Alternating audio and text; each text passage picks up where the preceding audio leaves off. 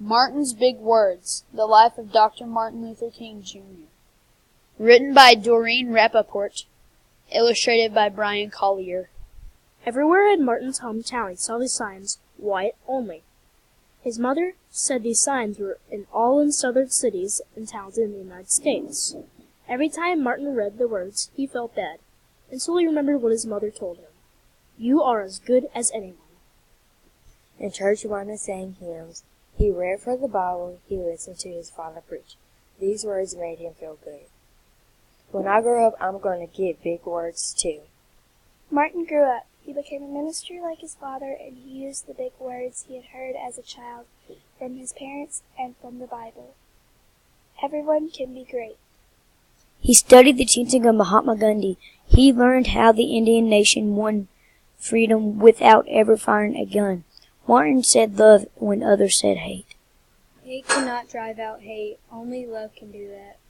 He said together when others said separate. He said peace when others said war.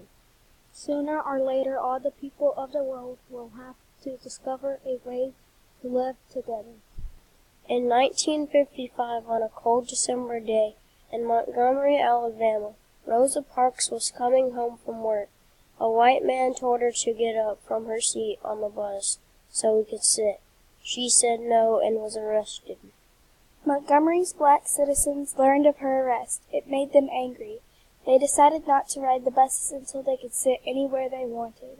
For 381 days, they walked to work and school and church. They walked in the rain and cold and blistering heat.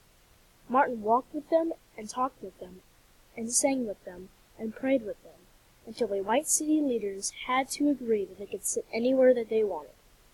When the history books are written, someone will say there lived black people who had the courage to stand up for their rights.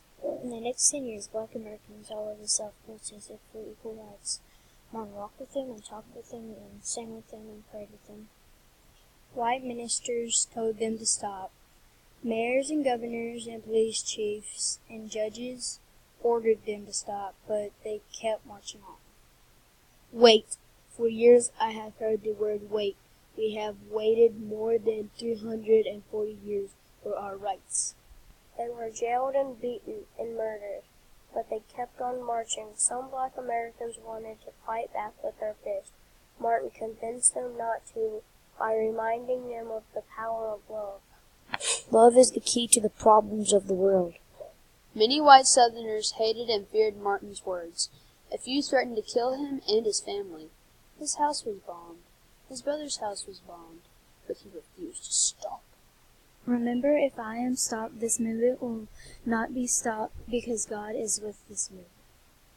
The marches continued. More and more Americans listened to Martin's words. He shared his dreams and filled them with hope.